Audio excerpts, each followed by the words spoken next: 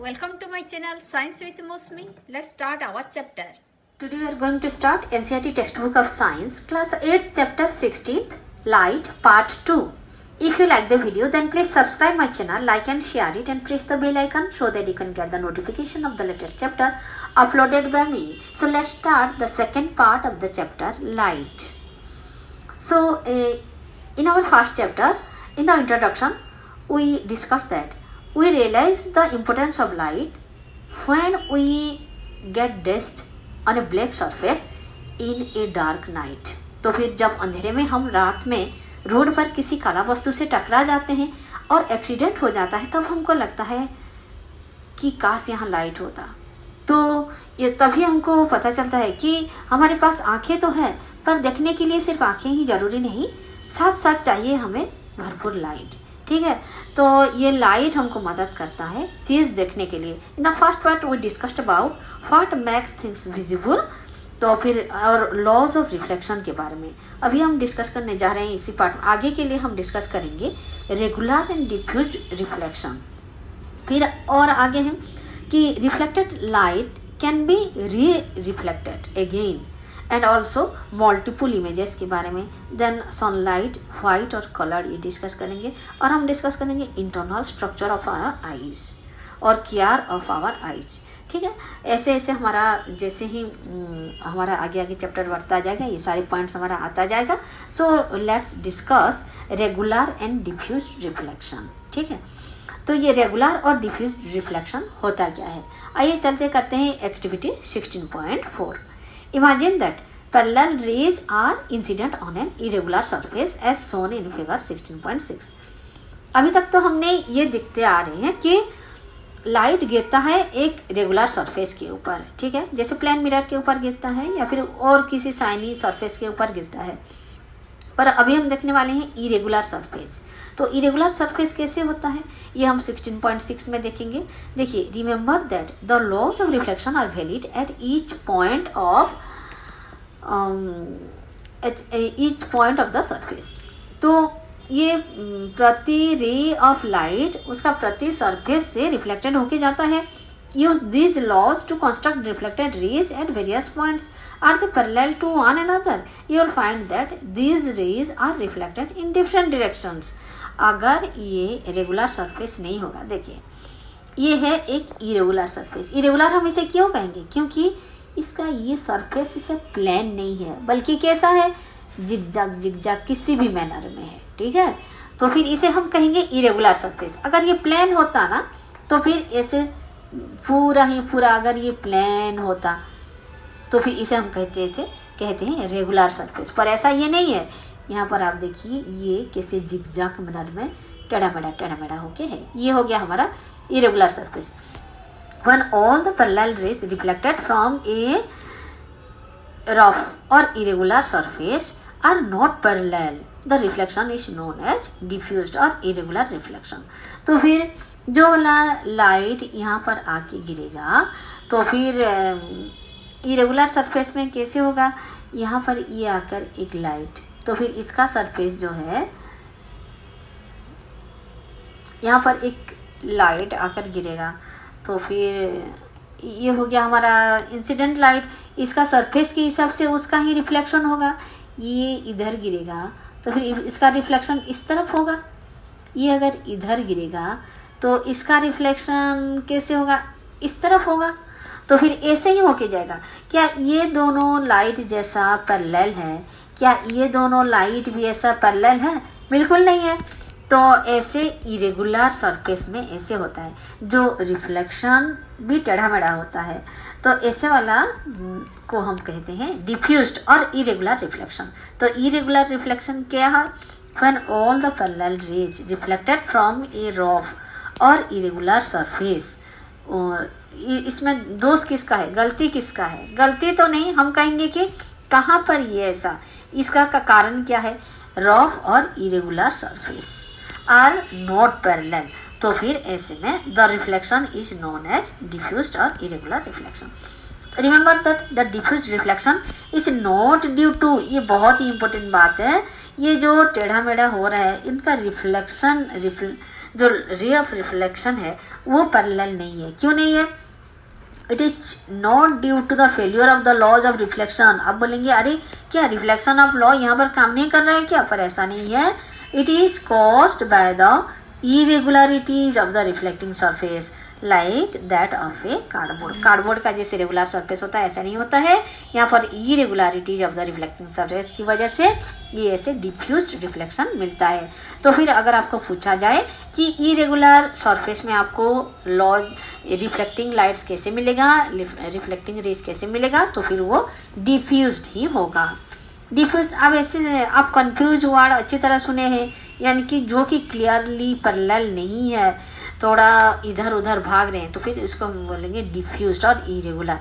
On the other hand reflection from a smooth surface like that of a mirror is called regular reflection. अगर उसी सारे रे ऐसे ही आएंगे पर ये सारे अगर प्लेन मिरर में होंगे ना, तो फिर ऐसे में उनका लाइट जो होगा the reflection from a smooth surface like that of a mirror is called regular reflection. जैसे कि 16.8 में ये सारे दिखा गया है, images are formed by regular reflection. तो ऐसे में रिफ्लेक्शन जो है वो रेगुलर सरफेस से होता है। आइए आगे देखते हैं और क्या कहा गया है। ये हमारा रेगुलर सरफेस देख पा रहे हैं, सारे कैसे डिसिप्लिन में है, क्योंकि हमारा सरफेस जो है ये रेगुलर सरफेस है। तो फिर do you see all the things, do you see all the objects due to reflection? Nearly everything you see around is due to reflected light. Moon, for example, receives light from the sun and reflects it. तो फिर जो भी चीज़ हम देख पाते हैं ना वो रिफ्लेक्टेड लाइट की वजह से देख पाते हैं। अगर आप चंदा भी देख रहे हैं तो फिर इसका भी अपना लाइट नहीं है, वो भी लाइट रिफ्लेक्ट कर रहा है। कहाँ से? कि receives light from the sun and reflects it. ये सूरज का किरणें इसके चंदा के ऊपर गिरता है और उसी लाइट को ये रिफ्लेक्ट करता है, तब जाकर हम अर्थ में रहने वाले लोग मून को देख पाते हैं। That's how we see the moon. The objects which shine in the light of other objects are called illuminated objects. जो ऑब्जेक्ट अदर की लाइट से होकर खुद प्रज्वलित होते हैं उसे कहते हैं illuminated object. Can you name some other such objects? The objects which shine in the light of other objects are called illuminated objects.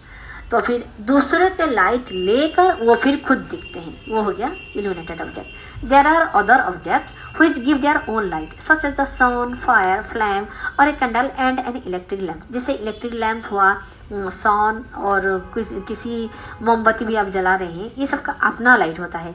Their light falls on our eyes, that is how we see them. तो उनका light आकर हमारी आंखों में गिरता है, फिर जाकर हम वो चीज़ को देख पाते हैं। यानी कि सिर्फ आइज सफिशिएंट नहीं है, वो वस्तु से होकर लाइट आकर हमारी आंखों में गिरता है, फिर हमको वो चीज़ दिखाई पड़ता है। और ये आगे हम आइज़ का स्ट्रक्चर जब पढ़ेंगे और भी आपको क्लियर हो जाएगा कि हम कैसे देख पाते हैं। The objects which emit their own light are known as luminous object. तो फिर लुमिनस और इल्यूमिनेटेड ऑब्जेक्ट्स, ये दोनों में आप डिफरेंस पता कर पा रहे हैं। इल्यूमिनेटेड मतलब दूसरों के लाइट लेकर उसी में खुद को प्रज्वलित करना, उसे बोलते हैं इल्यूमिनेटेड। और उसका अपोजिट हो गया लुमिनस ऑब्जेक्ट। लुमिनस क्या है? जिसका अपना लाइट होता है, जैसे स्टार्स हो गए और सन हो गया, ये सारे हो गए luminous object. Clear? Now come to reflected light can be reflected again. ठीक है, रिफ्लेक्टेड लाइट को हम और एक बार भी रिफ्लेक्ट कर सकते हैं। तो फिर कैसा रहेगा उसका image? Recall the last time you visited a hairdresser. अरे ये आप अपनी लाइट में, अपने जीवन में आप ये सब हो चुका है, पर आपने ये सब मार्क नहीं किया है। आज के ऑनवर्ड्स ना आप अगर सैलून जाएंगे तो आपको अच्छी तरह पता चल जाएगा, अरे ये तो पीछे लाइट का खेल चल रहा है। कैसे लाइट का? रिफ्लेक्टेड लाइट का फिर से रिफ्लेक्टेड हो रहा है। Recall the time you visited a hairdresser. आप जब सैलून गए थे तो फिर क्या हुआ था? He makes you sit in front of a mirror after your hair cut is complete. She holds a mirror behind you to show you how the hair has been cut. Do you know how you could see the hair at the back of your head? तो फिर जब आप salon जाते हैं और आपका hair cutting complete हो जाता है तो फिर हेयर ड्रेसर तुरंत आपको बोलता है क्या पीछे की ओर सही कटा है कि नहीं, लेंथ से ठीक है कि नहीं, आपके मुताबिक डिजाइन सही हुआ कि नहीं, आप थोड़ा देखना चाहेंगे? तो वो तुरंत आपको दिखा लेता है। क्या भला आपकी आंखों, हेड के पीछे आंखों लगा है क्या? आपकी आंख तो पीछे की ओर देख नहीं पाता। तो ये कैसे संभव होता है? इसके वजह से देखिए, देख पा रहे हैं यहाँ का आपका इमेज इधर दिख रहा है, इधर का इमेज आकर इधर दिख रहा है, फिर इधर का इमेज आकर इधर दिख रहा है। तो फिर ठीक है, इसको और अच्छी तरह कर लेते हैं और अच्छी तरह क्लियरली। ये आपका हेड का इसमें आ रहा है और ये जाकर इसमें आ रहा है और इसको आप देख पा रहे हैं, आपकी आँख इसको देख रहा है। ठीक है, ये तीनों स्टेप की वजह से आप देख पा रहे हैं। पहले recalls having constructed a periscope as an extended activity in class 6 में आपने पेरिस्कोप के बारे में पढ़ा है। The periscope makes use of 2 plane mirror. Periscope में क्या होता है? 2 मिरर यूज होता है, 2 प्लेन मिरर्स यूज होता है। Can you explain how reflection from the 2 mirrors enables you to see objects which are not visible directly? तो फिर ये पेरिस्कोप की इसी प्रॉपर्टी के वजह से ये कहाँ पर यूज होता है? Periscopes are used in submarine, tanks and also by soldiers in bunkers to see things outside. Soldiers जो है ये ऐसे टनल के अंदर होते हैं और ये पेरिस्कोप की मदद से ऐसे रिफ्लेक्शन लाइट में बाहर क्या क्या चल रहा है वो सब उन लोगों को पता चल जाता है। वो तो बंकर के अंदर होते हैं, बंकर के बाहर कौन कौन सा आदमी क्या क्या कर रहे हैं ये सारे उनको पता चल जाता है पेरिस्कोप की मदद से। आइए देखते हैं मल्टीपल इमेजेस क्या है।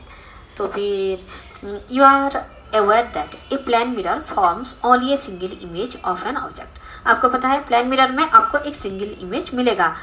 What happens if 2 planes mirror are used in combination? जैसे सैलून में यूज हुआ है, आप देख रहे हैं 2 मिरर कॉम्बिनेशन में यूज हो रहा है।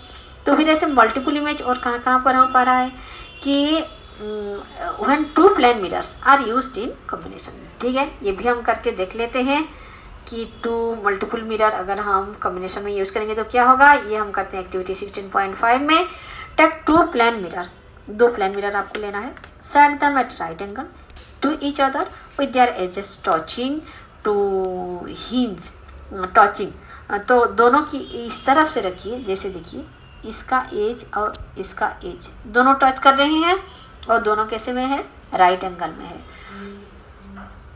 To hinge them you can use adhesive tape. तो फिर पीछे की ओर एडेसिव टेप लगा के हिंज कैसे होता है? जैसे आप दरवाजे में हिंज लगा हुआ होता है तभी तो आप दरवाजा को जिस एंगल में चाहे आप खोल सकते हैं और बंद भी कर सकते हैं। ऐसे ही दोनों मिरर की एंगल आप चेंज कर पाएंगे, इसीलिए उनको हिंज में जोड़े रखना है।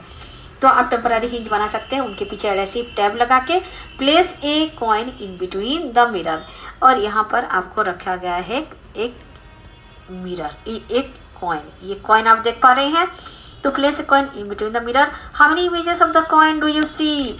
देखिए एक इमेज तो इधर देख रही हैं, एक इमेज इधर देख रही हैं, एक इमेज इधर देख रही हैं। तो फिर कितने सारे इमेज आपको दिखने को मिल रहा है? ये तो कॉइन नहीं है, ये सारे जो है ये इमेजेस ही है, ये सारे इमेजेस ही है।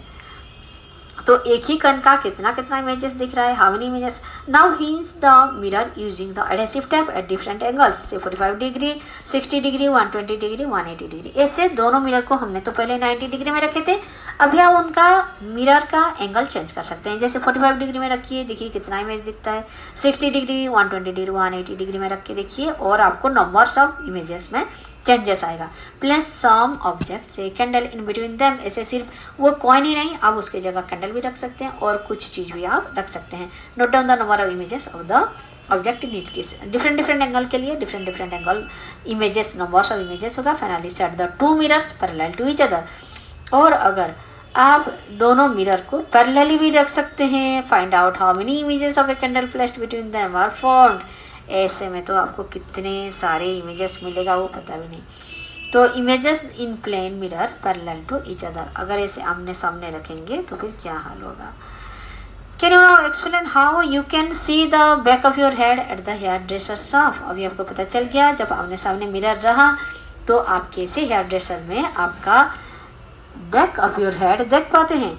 This idea of number of images from the mirrors placed at an angle to one another is used in a kaleidoscope to make numerous beautiful patterns. अरे क्लेडोस्कोप आप तो जब छोटे थे तब बनाए होंगे ना, तो फिर उसमें क्या होता है, 2-3 मिरर होता है और वो सब मिरर्स जो है प्लेस्ड एट एन एंगल, वो एक mirrors placed at an angle, एक एंगल में उनको रखा जाता है, त्रिकोण में रखा जाता है और इससे ब्यूटीफुल पैटर्न्स बनाया जाता है और उनको देखने के लिए बहुत मज़ा आता है.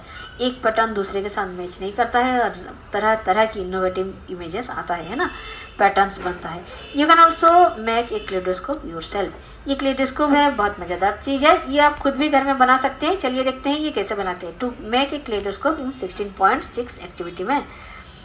To make a kaleidoscope, get 3 rectangular mirror strips, each about 15 cm long. आपको 15 cm लॉन्ग और 4 cm वाइड का कितना लेना है, 3 रेक्टेंगुलर मिरर स्ट्रिप लेना है. To form a prism as, तो फिर ऐसे ही जैसे ये प्रिज्म की तरह बना है ऐसे ही करना है. Fix this arrangement of mirrors at a circular cardboard. तो फिर fix this arrangement of mirrors in a circular cardboard. इसको एक सर्कुलर कार्डबोर्ड के अंदर आप फिक्स कीजिए. कार्डबोर्ड ट्यूब और tube of a thick chart paper, या फिर चार्ट पेपर भी ले सकते हैं. Make sure that the tube is slightly longer than the mirror strip. तो फिर मिरर स्ट्रिप जितना है कार्डबोर्ड थोड़ा लंबा होना चाहिए. Close one end of the tube by a cardboard disc having close one end of the tube by the cardboard disc having a hole in the center.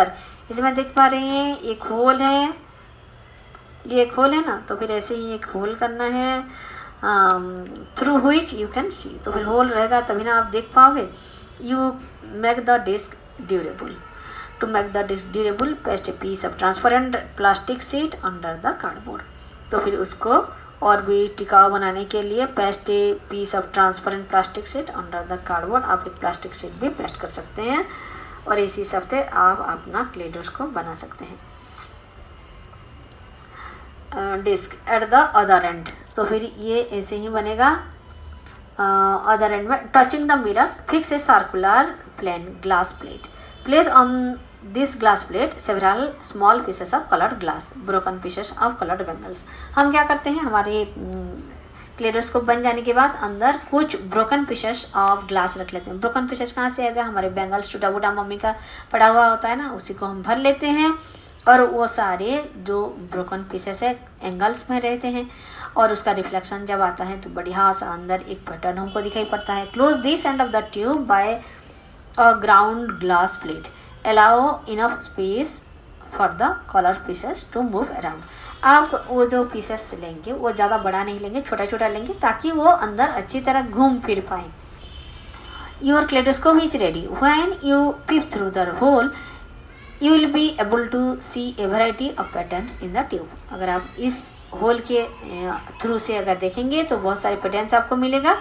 An interesting feature of a kaleidoscope is that you will never see the same pattern again. इतने सारे pattern आपको मिलेगा ना, तो एक pattern आपको दोबारा देखने के लिए नहीं मिलेगा.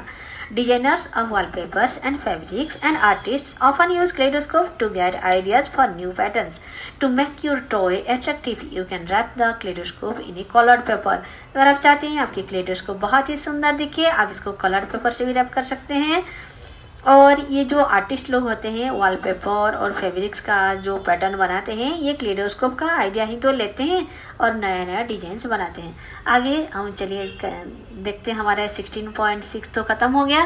अब हम देखते हैं 16.7 में क्या है. 16.7 में है कि ये एक बड़ा सा एक्टिविटी है. Get a plane mirror of a suitable size. एक बड़ा सा प्लेन मिरर हम ले लेंगे. Place it on a bowl और कटोरी. बॉल मतलब ये कटोरी है as shown in figure 16.13. Fill the bowl with water. एक बॉल में एक कटोरी में कुछ पानी ले लेंगे और उसको put the arrangement near a window. उसको विंडो के पास रखना है. In such way that direct sunlight falls on the mirror. तो फिर जैसे मिरर के ऊपर डायरेक्ट सनलाइट आ गिरी. Adjust the position of the ball so that the reflected light from the mirror falls on a wall. तो फिर mirror को इसी पोजीशन में रखें कि उसमें से निकलता हुआ जो रिफ्लेक्टेड लाइट जाकर वॉल में गिरी। Not white, fix a sheet of white paper on it.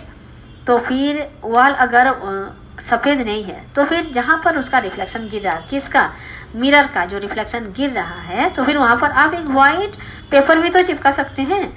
तो ऐसे में आपको साफ साफ दिखेगा reflected light. Reflected light will be shown to have many colours. आप देखेंगे कि रिफ्लेक्टेड लाइट जो है, अरे वाह, वो तो बहुत से कलर्स में दिख रहे हैं। How can you explain this, ये आप कैसे पता कर पाएंगे। The mirror and water from prism as you learn in class 7th, this breaks of the light into its colours. ये कैसे संभव हो पाया, ये मिरर और वाटर ये दोनों मिलकर दोनों बन गए प्रिज्म। ठीक है, ये मिरर और वाटर दोनों मिलकर काम करते हैं एक प्रिज्म का, और प्रिज्म का काम आपको पता है, वो व्हाइट लाइट को ब्रेक करके 7 लाइट में कन्वर्ट कर देता है। तो यही बात हुआ है सनलाइट के साथ, और splitting of light into 7 colours, it is as dispersion. और इसी फिनोमेनन को कहते हैं, यानी कि व्हाइट लाइट स्प्लिट होके 7 कलर्स हो जाएगा, उसे कहते हैं डिस्पर्सन ऑफ लाइट। क्लियर। तो रेनबो जो है इसी डिस्पर्शन ऑफ लाइट की वजह से ही है। Rainbow is a natural phenomenon showing dispersion. ठीक है, तो अगर आपको रेनबो दिखाया जाएगा और कौन सा फिनोमेना यहाँ पर काम कर रहा है, तो वेरी क्लियर, ये डिस्पर्सन है। डिस्पर्स हो जाना यानी कि बिखर जाना, डिस्पर्स हो जाना। तो वहाँ पर यहाँ पर कौन बिखर रहा है, व्हाइट लाइट जो है वो बिखर के 7 लाइट्स बन रहा है, जो कि उसका इंटरनल ओरिजिनलिटी है। ये व्हाइट लाइट बना कैसा है, एक्चुअली 7 कलर्स कंबाइन होके व्हाइट लाइट बना है। तो जब वो प्रिज्म के थ्रू से जाएगा तो वो डिस्पर्स हो जाएगा, यानी कि बिखर जाएगा, और वही व्हाइट लाइट फिर से वही 7 कलर्स हो जाएगा। इसी फेनोमेनन का कहते हैं डिस्पर्सन। राइट।